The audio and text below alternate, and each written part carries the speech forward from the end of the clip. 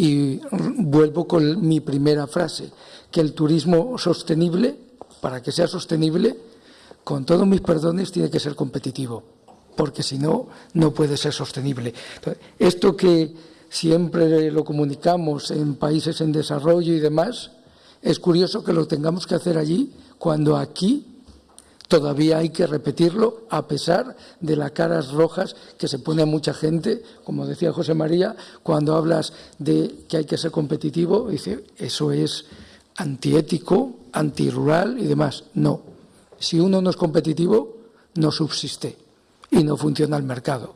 Tenemos que cambiar esa actitud.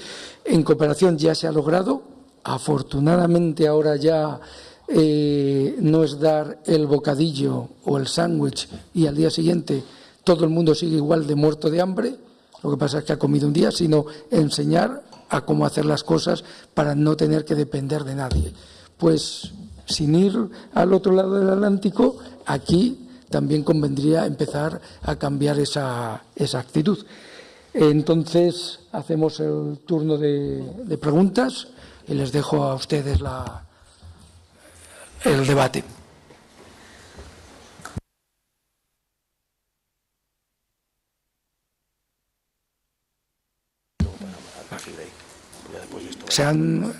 ¿Están muy aturdidos, cansados? ¿Todavía necesitan un café para despertar? Por allá hay alguien que no.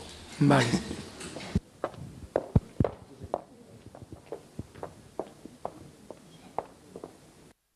Gracias. Buenos días, por animar el cotarro. Es que se está viendo en las redes sociales que parece que lo de la colaboración público-privada, que es una entelequia, que eso realmente hay que plantearlo tal. Por favor, ¿podéis dar algún dato más concreto para que esto se empiece a plantear ya, que se serenen un poco los ánimos? Gracias. Le pido a Arturo si me deja contestar a mí primero, porque yo trabajo muy directamente en eso. Es decir, no es una entelequia en absoluto. Lo que pasa es que se necesita crear una cultura que, por lo que yo llevo trabajando en todos estos años en el desarrollo local, en turismo rural, etcétera, es una cultura que aquí, por alguna causa cultural que desconozco, que aquí me refiero al Estado español en general, no hablo de Navarra, ni mucho menos, nos cuesta mucho. No sabemos enfocar lo que es el modelo de cooperación público-privada, que curiosamente en los países latinoamericanos lo han cazado a la primera. Es decir, han entendido, que la relación para salir del hoyo en el que están metidos pasa por ahí, y en este momento incluso se están dando unos casos muy curiosos. Ha habido algo muy parecido a lo que ocurrió aquí en los años de las vacas gordas. Cuando había mucho dinero para cooperación era muy sencillo ir a pedir, y a las cooperaciones internacionales con las arcas llenas daban dinero a todo el mundo. España ha tenido años que tenía 1.000 millones de euros para cooperación, que es una auténtica salvajada. Ahora no llega ni a 150. Es decir, en menos de 5 años hemos reducido casi un 90%, un 85%, pero eso ha estimulado otro modelo que está empezando a ocurrir ahora, que es que esas cooperaciones que tienen menos dinero son los líderes de la cooperación público-privada. Es decir, ahora cuando llega ese peticionario, que puede ser una alianza como esta, otras muchas que hay, lo que le dice la cooperación: yo no puedo ahora darte todo lo que te daba antes, que sería el equivalente a que ya no tengo un líder, un proder o un como se llame para darte todo eso, pero tenemos aquí una serie de empresas, de fundaciones empresariales, que sí están dispuestas a cambio también de unos beneficios, y entonces está empezando a existir, por ejemplo, la cooperación española, con sus trancas y barrancas, porque es algo que implica un cambio cultural también, está haciendo esto, está siendo el catalizador de esa cooperación público-privada. Ellos tienen muy poco para poner, los privados ponen su dinero, toda esta gente que yo hablaba se gastan $1.000 y pico cada mes en mantener la red, pero luego, a cambio de invertir eso es lo que estimula a que el dinero de las empresas privadas y el dinero de la cooperación internacional le gusta mucho más dar dinero a eso. ¿Por qué? Porque ya sabes que el éxito está garantizado. Una persona que haya puesto dinero de su bolsillo ya se ocupará de que aquello funcione. Cuando le das dinero a uno que no ha puesto nada, si funciona o no funciona, le da igual, porque el caso es que se llevó lo que tú le diste, que es un poco el modelo que hemos seguido aquí durante muchísimo tiempo. Entonces, de verdad que sí que funciona. O sea, no quiero extender extenderme con eso, pero hay ejemplos y referencias a montones en la vida real de que la cooperación público-privada sí que funciona, y además es algo muy estimulante, porque hace que, al depender cada vez menos de los fondos públicos, las empresas se obligan necesariamente a ser mucho más competitivas. Y caminamos hacia eso, y lo más curioso es que eso lo hemos provocado, como decía Arturo, nosotros, que no lo hemos hecho aquí, lo hemos contado allí, y ahora que vemos cómo funciona allí, nos ponemos a plantearnos por qué no lo hemos hecho antes aquí. O sea que es un sistema, es algo bastante simpático lo que está ocurriendo. Bueno, yo voy a decir unas pocas palabras, porque yo voy a decir algo a lo mejor más fuerte. La entelequia es no creerse eso. O sea, la entelequia es estar todavía sumisos en una ignorancia, y lo digo así en mayúsculas, de pretender hablar de destinos turísticos, en este caso rurales o de naturaleza, pensando que se pueden crear sin la cooperación público-privada. Si de verdad alguien piensa que puede crear un destino sin el mix público-privado, yo le recomiendo primero que haga un curso de formación de primaria, porque es el esqueleto del destino. Si uno no entiende eso, no sabe lo que es un destino. Es imposible. Y claro, ahora comprendo quizás por qué el turismo rural y de naturaleza en ciertos países no funciona, porque no lo creen, porque piensan que uno puede trabajar en un territorio sin que haya destinos, y todavía piensan, como algunas veces lo he dicho por hacer una caricatura, que un hotel puede vender camas. Bueno, hace 20 años sí, hoy imposible. Un viajero va a un destino, luego ya escogerá su hotel, su restaurante, sus actividades, etcétera. Pero si no hay un destino organizado, funcional, no hay nada que hacer. Y un destino se hace con lo público y con lo privado. Lo privado llega hasta un nivel donde interviene lo público, porque hasta ahí no puede llegar, y lo público, sin el agente privado, no puede implementar su estrategia, ni política, ni marketing, ni nada. Y además una cosa bien clave: cuando uno hace una campaña de promoción o de comercialización, el retorno de esa inversión revierte esencialmente en el sector privado. Si el privado no cree, pues poco hay que decir.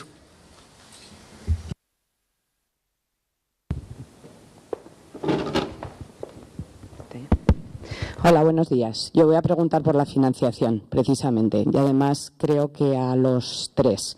Empiezo con el señor Pérez. Él ha planteado un proyecto transfronterizo con Sobrarbe.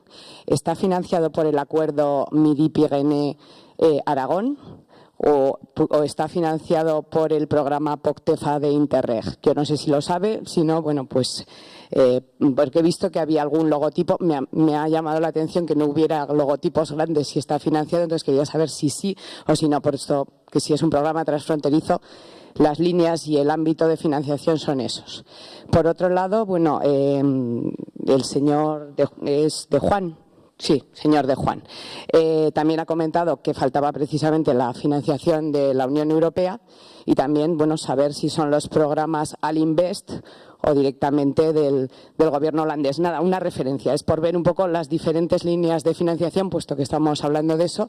Y por último, a Ger Andreas, supongo que está muy callado, pero lo que es cooperación público-privada en su región, no sé si es Laua, Austria, me parece que ha comentado, ellos lo tienen ya muy trillado y supongo que es su línea también de trabajo dentro de lo que son fondos europeos, sino también en proyectos de cooperación. No sé si llegan a la frontera. Al final Austria nos parece, son muy grandes, porque Austria es muy grande en todo, pero en tamaño al lado de una España, pues no. Entonces yo sé que tienen proyectos también de cooperación transfronteriza. No sé si su parte de Österreich llega a eso y cooperan. Es por ver una referencia pequeña, si no nos vamos a ir del tiempo. Muchísimas gracias. Sí, para mí, en PIO, estoy al corriente de que hay políticas de inversión a nivel europeo y también a nivel de entre comunidades autónomas o regiones, entre Haut-Pyrénées y Huesca, pero justo nuestro proyecto transfronterizo no está financiado por estas campañas. Está financiado directamente por la Comuna de Aragnuet, nuestro pueblo, y la comarca de Sobrarbe. Es Turismo Comarca Sobrarbe que mete financiación y es la común del ayuntamiento que pone esta financiación. Por supuesto que se buscarán líneas de financiación allá donde se puedan y creo que no estamos muy lejos. Yo, por la parte mía, te lo digo muy rápido también, la Unión Europea, o sea, hay una cooperación directa que es del Gobierno de Holanda, hay cooperación directa del Gobierno de Luxemburgo, que apoya un par de rutas, que son la ruta colonial y de los volcanes y la ruta del café, con lo cual en el momento que un operador tiene productos en esas rutas, recibe subvenciones para una serie de cosas, pero siempre es un concepto de participación público-privada. El modelo de cooperación que tenemos en este proyecto es que yo solo pongo si tú pones algo. No existe ningún concepto de donación a fondo perdido si el empresario no ha realizado una inversión factible. O, por poner un ejemplo, se le financia la presencia en las ferias, si él paga el billete y su estancia, nosotros le pagamos el stand y las actividades promocionales. Es decir, que siempre es una participación público-privada total. No existe ningún tipo de donación más que cuando son temas humanitarios, catástrofes y demás. Está funcionando así.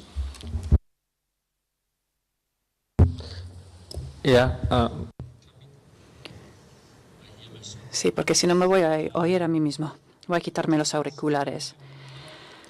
Bueno, para hablar de fondos, nosotros no estamos en una zona transfronteriza, estamos en la mitad de Austria, pero bueno, sí recibimos fondos. Ayer mencioné el presupuesto de mi empresa y más del 50% de mi presupuesto viene de los fondos LEADER, porque yo tengo 4 zonas LEADER en mi región, entonces recibimos fondos de este programa europeo y eso, como he dicho antes, conforma el 50% de mi presupuesto y estamos haciendo algo único en nuestra región que hace que sea más fácil conseguir estos fondos. Y también formamos parte de un proyecto ETC para proporcionar acceso a la montaña. Es un programa de movilidad soft que pretende instalar y testear ciertos modelos y ciertas instalaciones en zonas montañeras. Entonces recibimos fondos de ese programa también. También recibimos fondos del gobierno regional y también de la Unión Europea para diferentes proyectos que tenemos en marcha. Entonces, tenemos muchas fuentes de financiación. Y en cuanto a la colaboración entre el sector público y el sector privado, nosotros tenemos la empresa que tengo yo, el 30% pertenece al gobierno, el 5% a los pueblos, y luego el 25% está en manos de otros actores. El sector privado también está involucrado, está hablando con nosotros y quiere participar. Pero claro, tenemos que llegar a un equilibrio entre lo que quieren el sector privado y lo que quieren los políticos. Entonces, si yo tengo un problema con los políticos, pues suelo ir a los propietarios de los hoteles y ellos luchan por la libertad, por así decirlo, y me ayudan en este sentido.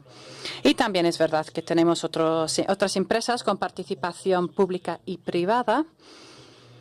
Tenemos algunos problemas en el invierno. Tenemos 7 empresas de ascensores. Una de estas empresas fue la bancarrota y el gobierno de Austria o de Baja Austria decidió proteger a estas empresas. Y hay 2 de estas empresas que el 50% de estas empresas pertenecen al gobierno y el otro 50% está en manos privadas. De hecho, hay una figura, un señor que es muy famoso en Austria, es un emprendedor y muy famoso, tiene muchas estaciones de esquí, él tiene el 50%, esta es la parte privada y el otro 50% está en manos del gobierno y parece que funciona bastante bien este sistema. Muchas gracias. Una última pregunta aquí. ¿Ahí? ¿Es aquí? Bueno, han hecho la pregunta que iba a hacer yo, la pregunta de la financiación, y lo único, pues una curiosidad, y por qué los gobiernos de Holanda y Luxemburgo apuestan por el turismo en Nicaragua. ¿Qué razones existen para que apuesten por ese tema? Y no sé, por ejemplo, aquí muchas regiones en España estaríamos encantadas de que esos gobiernos también vinieran aquí a hacer cooperación. No, esa pregunta es muy fácil de contestar porque tiene que ver, fácil y rápida, con lo que es el concepto de cooperación nuevo que se está dando en el mundo. Es decir, que es un concepto, o sea, ya no están empezando a pensar los países muy ricos, bueno, que ahora ya también tienen sus crisis, pero nada que ver con la nuestra. En los momentos en los que había economías, digamos, con demasiados excedentes, la cooperación se basaba en algo así como que yo soy rico y tú eres pobre y entonces te doy algo de lo que me sobra y si recupero algo, bien. Ahora ya no es así. Ahora a nosotros nos llaman los ejecutivos del gobierno holandés y dicen ahí hay unos cuantos cientos de millones de euros para cooperar, pero también queremos algo a cambio. Es decir, ese a cambio no es directo, es un beneficio indirecto. Si esos países crecen, al final, ¿qué son? Consumidores nuestros. Si yo voy a esos países y genero un movimiento turooperación con ellos, ¿se beneficia el turoperador de allí? Por supuesto, pero yo que estoy el turoperador de aquí también me estoy beneficiando. Algunos de mis nacionales llegan a ese país y cuando aquello está tranquilo se crea una cultura turística, se tranquiliza el país y aumenta el nivel de bienestar. Voy allí, me instalo e invierto. ¿Qué tecnología voy a usar? Aquella que yo conozco, que es la que me has enseñado tú, que eres el que has pagado los cursos. Al final hay un montón de beneficios indirectos y entonces ahora empieza a haber un modelo, que es cooperación, seguimos haciendo norte-sur, pero cada vez vigilamos más que vuelva un poco del sur al norte y también estamos favoreciendo la cooperación sur-sur, que es decir, vamos a poner dinero de Luxemburgo para ayudar a que Nicaragua venda en Brasil. Aparentemente es una imbecilidad, pero no lo es, porque al final esos países se van enriqueciendo mutuamente los dos y están utilizando nuestra tecnología, nuestras líneas aéreas, nuestras cadenas hoteleras y nuestros expertos, que somos una millonada de gente la que vivimos de eso. Entonces, al final, no es tan así, es decir, es mucho más globalizado, como decíamos ayer con el cordero de Nueva Zelanda que decía el compañero, pues esto es más o menos lo mismo. Indirectamente, al final te acabas beneficiando de lo que aparentemente parece una donación. En el fondo es mucho más complejo, pero para eso tiene que haber una masa crítica de gente muy bien organizada que haya entendido el concepto, que busca el modelo de financiación adecuado. Hay cientos. Y entonces hay que dedicar mucho tiempo con expertos a decir qué modelo de financiación encaja para lo que tengo yo. Y siempre hay uno, pero a veces puede tardarse meses en descubrir cuál es ese modelo de financiación.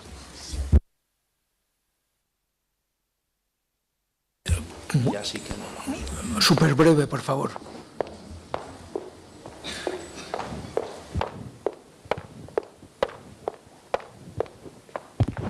Bueno, a mí como lo que más me gusta es chinchar. Y se han hecho referencia a algunas cosas de las que dije ayer. Bueno, voy a decir, aunque no aparecía en mi ficha, los hoteles por supuesto que tienen que ser rentables y competitivos, ¿vale? Yo soy propietario de un hotel rural, aunque ahí no aparece, y no soy un ecologista que estaba defendiendo otras cosas ayer. También dije que la naturaleza, toda la naturaleza tiene que estar para ser utilizada. Sí, lo dije de manera sostenible, pero bueno, no voy a entrar ahí. Otro tema es hablar de competencia. Bueno, aquí en Navarra tenemos un ejemplo muy claro, la Asociación de Hoteles Rurales de Navarra, que lleva 20 años funcionando y es un ejemplo muy claro de gente del mismo sector que somos competencia, pero llevamos muchos años trabajando juntos y hemos llegado mucho más lejos de lo que muchos hubieran creído desde el principio. Seguimos trabajando. También creemos en las marcas porque entre el año 93 y 95 o 96, más de la mitad de los 20 hoteles nos certificamos con la Q de calidad del ICTE, que ahora está un poco desinflada. Nadie ha comentado ni ayer ni hoy aquí nada sobre el ICTE y sobre la Q, sí de otras muchos sistemas de certificación, pero bueno, en este país, desgraciadamente, nos gusta parir muchas cosas, pero luego no solemos dar continuidad. Creo que deberíamos reflexionar sobre eso Luego, sobre las estaciones de esquí, haciendo referencia a lo que ha dicho Arturo, estoy totalmente de acuerdo con él, pero mi preocupación no va por el daño medioambiental en las estaciones, sino por la destrucción o dilución de las poblaciones locales, que es algo que lo podemos ver en todas o en la mayoría de ellas, que están en pueblos pequeñitos que ya no existen. El tema medioambiental de las torres y el esquí en los bosques, a mí es el que menos me preocupa en ese aspecto. Y luego, bueno, quería preguntarle a José María en el tema de Nicaragua, si dentro de lo que son las inversiones en el medio, porque en América Latina yo he visto algunas barbaridades, ¿cuánto de los desarrollos turísticos que hay ahí corresponden a la población local o cuántos corresponden a grupos de capital del entorno urbano que van a montarlos en el ámbito rural, como ha ocurrido con las estaciones de esquí? Incluso cuántos de esos son de capital extranjero. Y la otra parte, que es la que a vosotros igual os afectaría más directamente, que a mí más me preocupa, es si dentro del trabajo que se hace en esos lugares a la gente del medio rural o local se la tiene para fregar y conducir las piraguas, o si realmente son propietarios de los establecimientos, y si no lo son, si la gente que va de fuera se encarga de formar al personal que ahí tiene, pero no como camareros, sino como parte del staff, para que dentro de muy poquitos años sean capaces de gerenciar ese tipo de negocios, incluso de tener autonomía. Es algo muy viejo como lo de darle el pez o enseñarle a pescar. Gracias. ¿Quieres casi contesto yo y luego lo demás cierra Arturo, porque lo mío es más rápido? Sí se tiene en cuenta eso, lo que ocurre. Nosotros no somos políticos, o sea, yo no conozco esos porcentajes. Supongo que el Gobierno del país y de los demás países en los que trabajo los conocerá. Evidentemente, cuando tú te pones a crear un clima turístico, atraes inversión extranjera, es inevitable, y atraes inversión del gran capital urbano, que en esos países está mucho más concentrado que en el nuestro. También eso ocurre. Ahora, ¿cuál es la estrategia que tenemos los organismos de cooperación? Fortalecer cada vez más, por eso hacemos esos trabajitos que decía, o sea, fortalecer cada vez más a la población local para que vayan pasando de ser los empleos básicos, que es al principio no pueden hacer otros porque no carecen de otras competencias. Entonces, nuestra preocupación, pues son trabajos a largo plazo. El trabajo este que te estoy comentando es un trabajo que llevamos 4 años y me quedan otros 4. Son intervenciones de 8 años con una cantidad de dinero importante y que empieza con esa planificación. Dice que es: hoy llego a la zona y esta persona solo puede fregar, conducir una barca o ser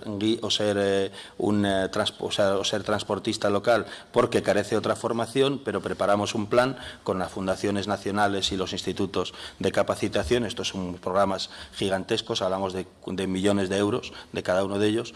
Y en eso incluye ese plan, es decir, cuando nos larguemos queremos que esta gente ya sean gestores de sus propios negocios, tengan su propia cadena comercial, sepan manejar su página web, y estamos trabajando en eso. O sea que sí lo tenemos en cuenta, pero lógicamente eso es muy lento, eso es un cambio cultural, es decir, tremendo, pero sí se tiene en cuenta. O sea, los gobiernos de estos países que te he dicho, su exigencia en este tema, es decir, cada cosa que uno de nosotros hace, hay un experto en responsabilidad corporativa que analiza y vigila cada palabra que decimos, cada plan que hacemos y cada acción que ejecutamos para ver si está cumpliéndose el plan de responsabilidad corporativa, que es el que se fija en todo eso. Estamos manejando el género, estamos evitando el trabajo infantil, estamos fomentando el trabajo digno. O sea, tenemos firmados todos los códigos del mundo con todas las organizaciones y te aseguro que nos vigilan, nos mandan a vigilar de vez en cuando, que lo que describimos lo hacemos. O sea que sí que está previsto. Ahora, son cambios que se verán en una generación, eso no se ve tan rápido.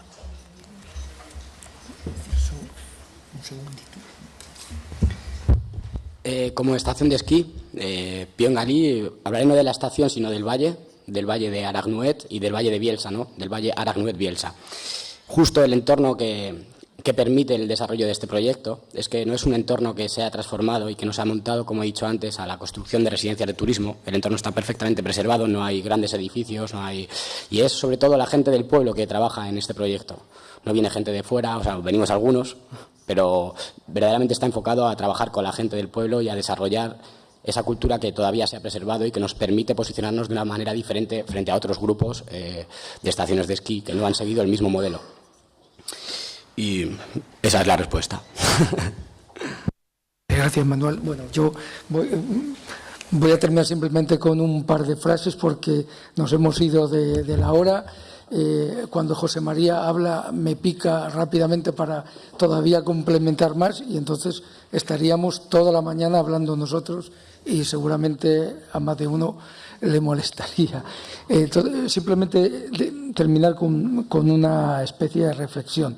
El hombre y la parte social y cultural es sí o sí parte de la naturaleza. No se puede separar ni se debe de separar. Hace 1000 años sí.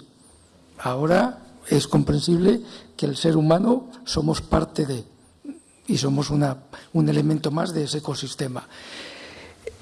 Lo que pasa es que todavía no se comprende que la naturaleza tiene un valor que es muy difícil de contabilizarlo monetariamente. La naturaleza tiene un valor emocional que no se sabe contabilizar y vale mucho. Tiene un valor social, tiene un valor, llamémoslo, de servicios ambientales a la sociedad. Tiene un valor, llamémoslo, de mantener un ecosistema como calidad ambiental humana, etcétera, etcétera, etcétera.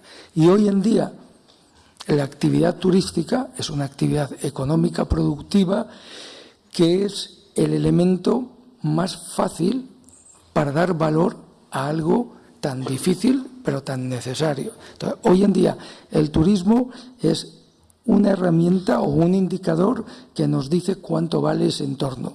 Porque un hotel, si no tiene un entorno donde ubicarse y que mostrar, en el medio rural poco podría hacer. Porque es su base como para crear producto y experiencia. Y las comunidades locales son parte de. Lo que pasa es que hasta ahora, en el turismo convencional, la población rural era más un estorbo que un elemento integrador. Ahora han cambiado las políticas, que en muchos sitios, pues lamentablemente ya es un poco tarde, pero esto está cambiando. Por ejemplo, en el caso de Latinoamérica, la transformación es tremenda. Y por terminar, nada más poner un ejemplo, Costa Rica es un país que siempre ha presumido de ser el inventor del ecoturismo en el mundo. Yo nunca me lo he creído, ni me lo creo, y estoy en desacuerdo en lo absoluto. Pero, sin embargo, cometieron un error muy grave. Echaron de sus parques nacionales a las comunidades, porque obviamente era un elemento que impedía hacer la gestión que ellos querían. Llevan 5 años, o 7 años más o menos, que están como locos por integrar a las comunidades locales, porque se han dado cuenta que no hay experiencia turística si no hay comunidad implicada. Entonces, las cosas están cambiando. Bueno, yo no voy a robarles más tiempo, agradecer a todos los intervinientes y a ustedes por escucharnos. Muchas gracias.